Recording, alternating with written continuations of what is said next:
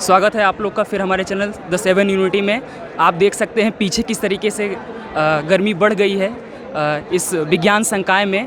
अभी तक हमने जिन भी लीडरों से बात की है जो इनका प्रतिनिधित्व कर रहे हैं, उन्होंने विभिन्न मुद्दों पर अपनी राय रखी है और हमारे साथ अब कला संकाय प्रतिनिधि अभिनव द्विवेदी हैं। अब हम उनकी राय जानेंगे कि इस मुद्दे पर वो क्या कहना चाहते हैं, उनकी मांगे क्या हैं। अभिनव सबसे पहले अपना इंट्रो आप दीजिए। मैं अभिनव द्विवेदी, कला संकाय का प्रतिनिधि हूँ, छात्र संघ इलाहाबाद केंद्रीय विश्वविद्यालय का। जी सर। और इस समय परस्नातक के मैं छात्र हूँ। जी सर। इलाहाबाद विश्वविद्यालय के छात्रों के द्वारा जो परीक्षा के लिए आंदोलन चल रहा है वो पिछले 5 दिन से चल रहा है। आज इसका 6वां दिन है।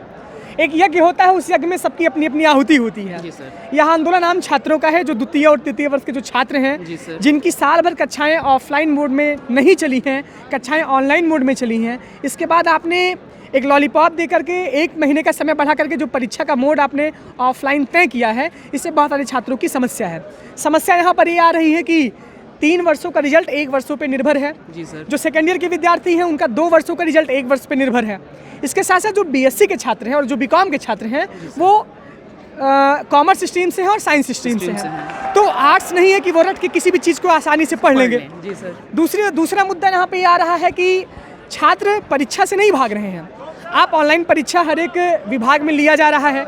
हर एक यूनिवर्सिटी की बात करें, दिल्ली यूनिवर्सिटी में बात करें, जामिया इस्लामिया में बात करें, तो वहाँ पे ऑनलाइन मोड पे परीक्षा ली जा रही है। और जो इलाहाबाद विश्वविद्यालय का जो आंदोलन है, इसकी जो खुशबू है वो बनारस हिंदू यूनिवर्सिटी में भी पहुँच गई है और वहाँ पर भी पिछले 4 से 5 दिन तक छात्र आंदोलन अनशन कर रहे हैं।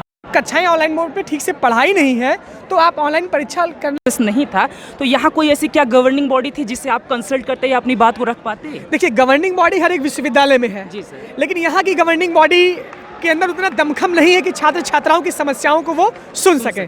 यहाँ जो भी हम लोग स्टूडेंट लीडर हैं, हम लोग एडमिशन से लेकर के पास होने तक छात्र छात्राओं के दम लगे रहते हैं। तो इलाहाबाद विश्वविद्यालय को एक ऐसी काउंसलिंग का गठन करना चाहिए जिससे कि स्टूडेंट की जो भी समस्याएं हैं अपने कैरियर से रिलेटेड, जहाँ उनको दिक्कत होती है वहाँ वो पूछ सकें। किसी भी ऑफिस में जाते हैं, एक नए छात्र समझ के इनको सब भगा देते हैं, तो समस्याओं का सामना उनको करना पड़ता है। लेकिन मुद्दा आजकल परीक्षा का है। परीक्षा का मुद्दा इसलिए है क्योंकि क्लासेज चली नहीं है ठीक तरीके से। और देखिए, ऑफलाइन परीक्षा के आपने आदेश दिया, उसके बाद भी आपके बहुत सारे टीचर ये बहाना बना रहे हैं कि वो लीव पे गए हैं। 26 तारीख तक, 27 तारीख तक, 25 तारीख तक सारे कॉलेज के टीचर, ज़्यादातर मैक्सिमम 40% टीचर लीव पे हैं। समय बहुत ज़्यादा नहीं है। परीक्षा से हम नहीं भाग रहे हैं। अगर आप पहले से निर्णय लेते, परीक्षा के पक्ष में लेते, छात्रों के पक्ष में, तो हम लोग सोच सकते थे।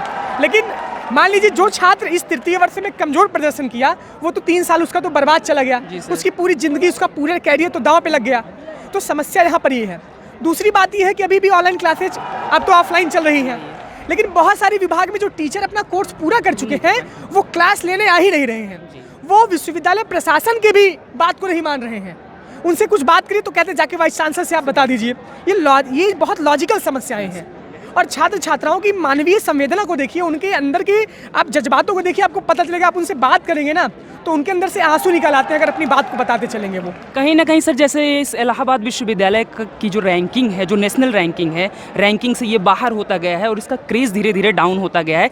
उसके कारणों में क्या ये सब भी कारण है? देखिए, क्रेज इलाहाबाद विश्वविद्यालय का जैसे पहले था वैसे अब भी है। जी सर। लेकिन रैंकिंग, अगर रैंकिंग की बात करें सर, देखिए रैंकिंग का जो डिसाइड होता है वो सब कई उसके फैक्टर होते हैं, कई मापदंड होते हैं। यहाँ पे छात्र और शिक्षक का जो अनुपात है बहुत कम है। 542 वैकेंसियाँ खाली हैं। जी सर। दूसरी बात यह है, रिसर्च स्कॉलर की सीट नहीं रहेगी तो फिर कैसे रैंकिंग अच्छी जाएगी। तीसरी बात यह है कि विश्वविद्यालय के पास बहुत सारे फंड आते हैं, फंड वापस चले जाते हैं। छात्रावास की सुविधा बहुत अच्छी खासी नहीं है क्योंकि सारे बच्चों को छात्रावास नहीं मिल जाता है। लेकिन अगर हम क्वालिटी की बात करें तो हम इसी विश्वविद्यालय के छात्र हैं और ये हमारा ही संस्थान है, तो क्रेज इसका डाउन नहीं हुआ है। ये बात यह है कि बाहर की चीज़ों में हमको क्या दिखाया जाता है और अंदर में हम वास्तविक रूप से क्या है, इसमें ज़मीन और आसमान का फ़र्क है। कि बाहर जो दिखाया जाएगा, जो दिखता है वही बिकता है।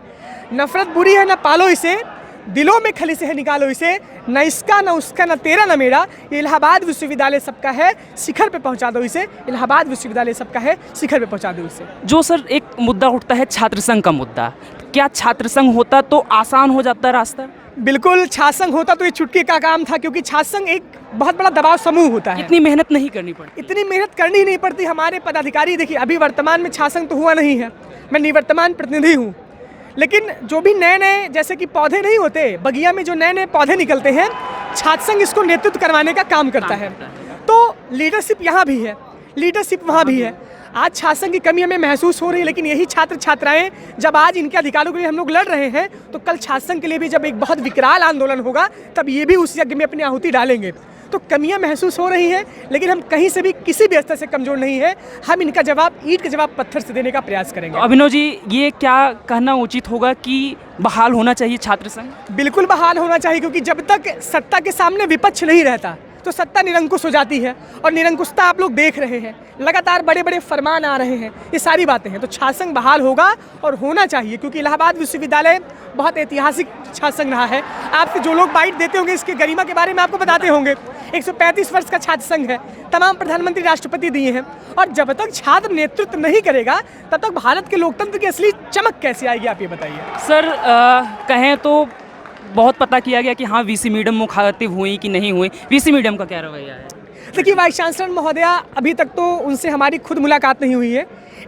जब छात्र संघ के पदाधिकारी उनसे इस समय नहीं मिल सकते, उनका इतना प्रोटोकॉल हावी है, जब प्रोफेसर की बात वो नहीं सुनते, उनका बहुत तगड़ा प्रोटोकॉल है, तो एक आम छात्र की क्या औकात है उनके सामने? वो हमारे परिवार की मुखिया हैं। कुछ भी हो, हम गलत हैं, हम सही हैं, लेकिन आप हमारी मुखिया जरूर रहेंगी। हमारे माँ बाप ने बहुत ढेर सारी उम्मीदें करके आपके पास हमें भेजा है, तो आपका एक दायित्व बनता है, नैतिक दायित्व बनता है। आपके उस कार्यशैली पर प्रश्न चिन्ह खड़ा होता है। जब आप छात्रों के बीच में मुखातिब नहीं होती हैं, तो आपकी ही अवमानना है, और हम आपके ही पाल हैं। आप हमारे बीच में, अभी तक तो मैंने उनसे नहीं मिला है, ना मैंने उनको देखा है, तो यही राय है। आप आम छात्रों से भी पूछ सकते हैं, तो वही बताएंगे। कहीं ना कहीं सर, जैसे आप इस मुद्दे को लेकर अगर प्रतिनिधिमंडल जाता है, तो उनका ये कहना होगा कि जब आप ऑनलाइन एग्जाम देंगे, वो भी तो पढ़कर ही दे रहे हैं, तो यहाँ क्या प्रॉब्लम है? देखिए, ऑनलाइन एग्जाम की बात ये है कि ये कह रहे हैं ऑनलाइन में हमारी क्वालिटी का ये अच्छी तरीके से परख नहीं कर पाएंगे। जी। लेकिन इलाहाबाद विश्वविद्यालय को ये सवाल इनके जहन में गूंजना चाहिए कि पिछले 20-30 वर्षों से जो परीक्षा का पैटर्न ऑफलाइन एग्जाम में आ रहा था, रिपीटेड सवाल आते हैं। एक साल रिपीट के बाद दूसरे साल वही सवाल फिर रिपीट हो जाएंगे। कितनी गुणवत्ता ऑफलाइन परीक्षा में है आपकी? आप ऑनलाइन परीक्षा लीजिए, पेपर का पैटर्न चेंज करिए। किताब खोल कर कोई अगर बच्चा लिखता है तब भी वो ना लिख पाए, आप ऐसा पेपर बनाइए, बच्चे पढ़ेंगे, बच्चे पेपर देंगे। क्वालिटी तो आप बढ़ाइए। आप अपना ठीकरा दूसरे पे क्यों फोड़ रहे हैं, आप ये बताइए। You have lot of things that, अगर बच्चों के हित में आपको फैसला लेना है तो आप लेंगे उसको। तो सर, हमारे छात्रों को संदेश दीजिए ताकि वो आपसे जुड़े और अधिक मात्रा में जुड़े और आपकी बात करें। हमसे तो परमानेंटली सब बहुत जुड़े हुए हैं, क्योंकि मेरा भी एक यूट्यूब का चैनल है। जी सर, जी और नेतृत्व करता होने के नाते मैं छात्रों के बीच में हमेशा जाता रहता हूँ। जी सर। तो आपका बहुत हृदय से धन्यवाद। आप लोग मीडिया के बंधु हैं, और लोकतंत्र का चौथा स्तंभ विधायिका, कार्यपालिका, न्यायपालिका के बाद मीडिया ही है। तो बहुत बहुत धन्यवाद आपका। साथ ही साथ जो भी इलाहाबाद विश्वविद्यालय के विषय में तमाम भ्रांतियां हैं, जी सर, आप उसको निकाल करके जो चीज़ें हो रही हैं, ये यज्ञ हो रहा है, इसमें कहीं स्वाहा हो रहा है, कहीं दूसरी आहुति पड़ रही है, तो सबका यहाँ पे कार्य हो रहा है। लेकिन विश्वविद्यालय के बारे में हमेशा सकारात्मक सोचिए, हमेशा अच्छा सोचिए। बहुत बहुत धन्यवाद आपका। बहुत अभिनव सर। Thank you. कि अभिनव द्विवेदी जी से बात हुई और किस तरीके से छात्र जुड़ते जा रहे हैं, और उन्होंने अब विभिन्न मुद्दों पर अपनी राय रखी और बताया अपनी मांगों को लेकर। और छात्रों का जो यहाँ रवैया है, ये बिल्कुल इस तरीके से है कि ऑनलाइन के अलावा और कोई विकल्प नहीं। तो हम बराबर आपको अपडेट देते रहेंगे, आप बराबर देखते रहिए हमारे चैनल को, द 7 यूनिटी। नमस्कार।